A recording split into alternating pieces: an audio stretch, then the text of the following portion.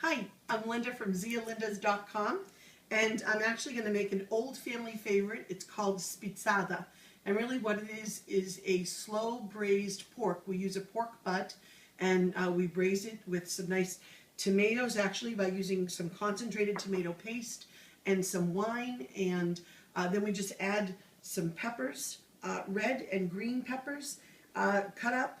Let that cook for probably a couple of hours until it all simmers down and makes this amazing hearty dish, which is wonderful with Italian bread. So we're going to start by heating up the pan. So let's turn this on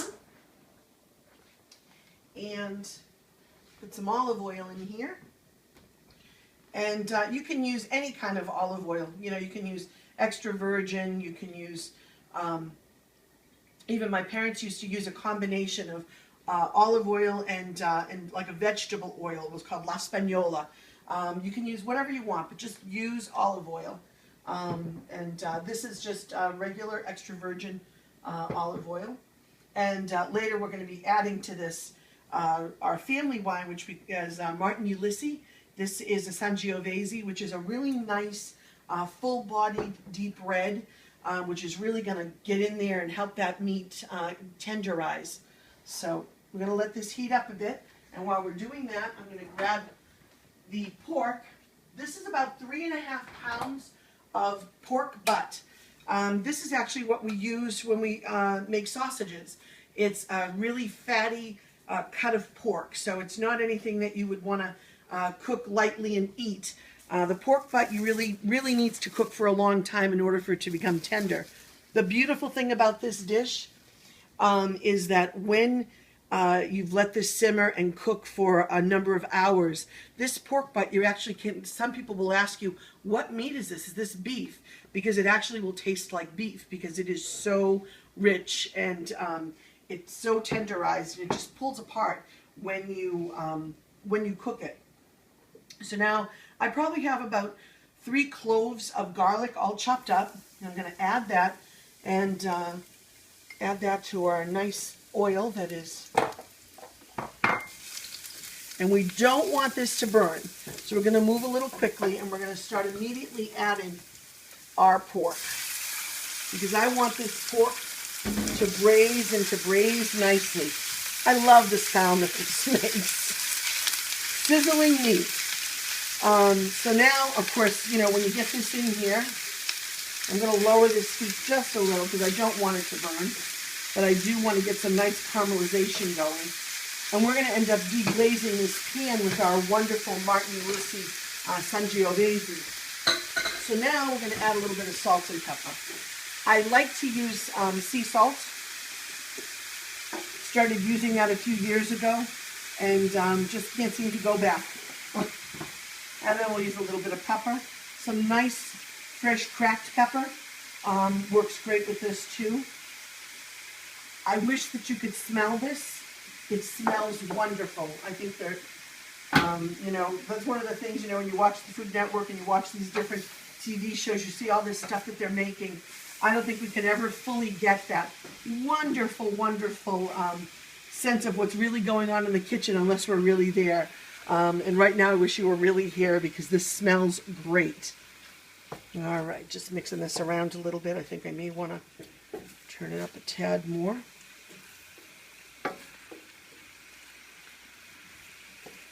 Here we go.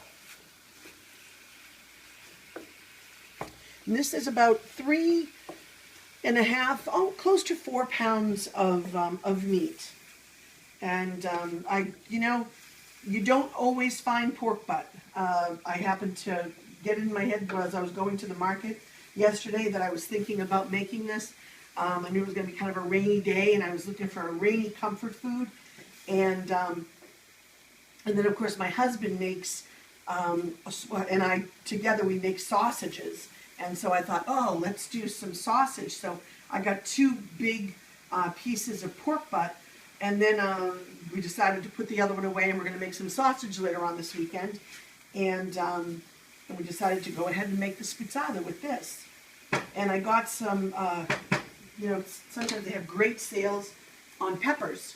So I got a nice batch of peppers, which of course you see in the cut peppers. And we're going to actually take these later on today, now that the rain has stopped and the sun might be coming out a bit. We're going to go out into the grill and we're going to roast these. And then we're going to make roasted peppers. And I have that recipe on the zialinda.com as well, and on the Made with Love Facebook page. I think I have the recipe out there as well. And that's a wonderful accompaniment to salads, or just to eat on its own with some nice fresh Italian bread. But our family loves the roasted red peppers, so it's another family favorite.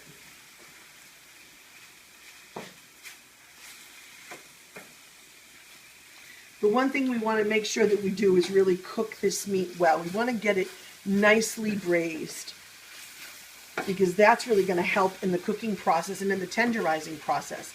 Because what's really going to tenderize this meat is the addition of the wine and the tomato paste, because that's really all we're going to be adding to this. And I might add a little bit of water, but we'll see once we get going, because the meat makes its own juices, and then when you add the peppers, they make some juice too. And so it really is a very flavorful, delicious dish. Turning that up just a touch more. I'm going to put the olive oil away because we're not going to be needing that anymore. And I'm going to grab the tomato paste, because that will be coming up in a little bit.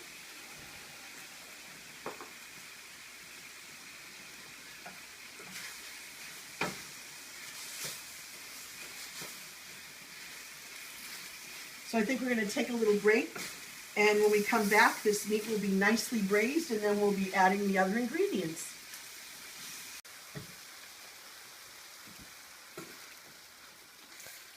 Well, welcome back. As you can see, our pork is starting to cook really nicely, creating some of its own juices in here. So this is coming along really nice. So the next thing we're going to do is add some wine. Now, I'm really bad with measurements. Like my parents, we never measure anything. We cook by taste, by feel, by smell. This is probably about 1.5 cups, almost 2 cups. We're just going to finish off the bottle, which I'd say is about 2 cups, maybe 2.25. And that kind of slows everything down. The smell, though, right now is fabulous. You've got the smell of this wonderful, full-bodied Sangiovese wine, which is going to just add such a depth to this dish. And you've got that now actually deglazing the pan and penetrating this beautiful meat. And at the same time, I'm now going to add some tomato paste. And this is kind of where the elbow grease really comes in, because you're going to mix it up. And at first it's going to be a little clumpy and it'll be all over the place. But eventually this, and it can get a little messy, this tomato paste will break down. Now, sometimes I have to add some water. I think there's a lot of juice here. I don't think that that's going to be the case today. But we'll just see. We'll take it slow and we'll see what goes on here. While we were away, as the meat was braising, I did add a little more salt. It's a simple dish. Really not a lot of ingredients, not a lot of parts to it. Just very simple. A lot of the cooking that my parents did was very simple. My family is from Abruzzi, which is the mountain region in Italy. We're about 2.5 hours northeast of Rome, and on the side of the Adriatic. And my parents always cooked, they always said we're peasants, we're the mountain people. We cook very simply. And they did, simply and delicious. Our house was always filled. People, you pop in, you couldn't just come in to visit. You had to come in and have a full meal, because the second you walked in, my mother would be talking to you as she's got the pot going on the stove with water to boil, the pasta's coming out, the sauce, if there wasn't in the refrigerator, she was taking a container out from the freezer. The next thing you know, you've got a 7-course meal in front of you, and that's just the way it is. And it's funny because my siblings and I were kind of almost the same way, all of us.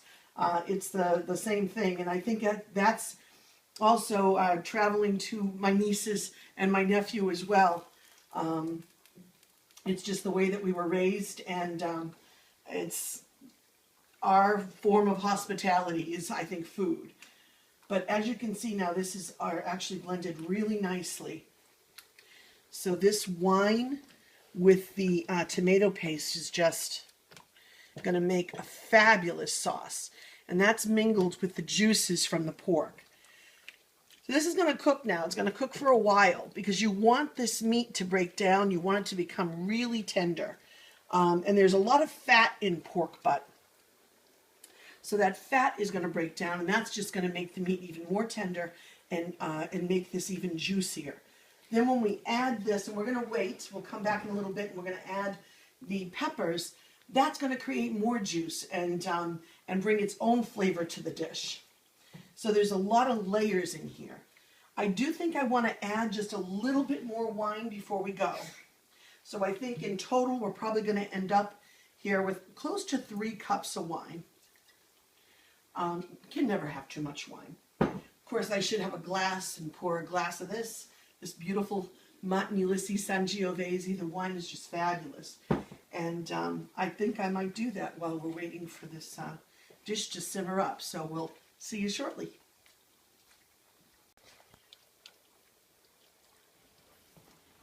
All right, so we've just let it saute just a little bit more after we added that wine and gave it a little taste. And of course, it's still very strong with the wine flavor right now. A lot of that will evaporate and burn off, but what I want to do now is I want to add these peppers because I'm gonna do this in just a couple of batches because I want this then to just sit and linger.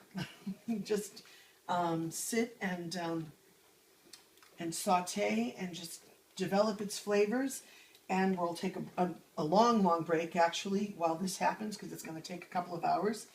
And actually we're going to make some homemade bread because this is a perfect dish for dunking bread. It's just wonderful to eat this, have a nice loaf of crusty Italian bread to dunk into all these juices. So just give it a second here. We're going to get this all incorporated. I actually prefer more red peppers to green, and I think that's about what I did here. There's probably about 6 red peppers and 3 green. I like the red peppers better. They're sweeter. And there's about 12 ounces of tomato paste in here as well. And I think, like you saw, I think we have about 3 cups of wine and the garlic cloves, a little bit of oil, and the pork butt. And that, my friends, is called Spitzada. Ciao.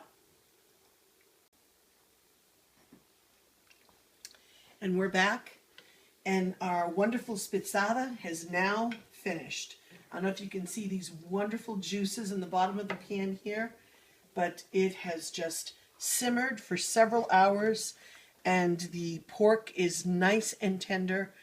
The peppers, you can see, are nice and sauteed, but they still don't lose their shape. They've still got a great little crunch. And we have all this wonderful juice down here that this is going to go wonderful with some nice crusty Italian bread. So this is what we're going to be having for dinner tonight. It's going to be a wonderful bowl of Spitzada, nice glass of wine, some nice Italian bread, and of course wonderful company. So ciao, bon appetit.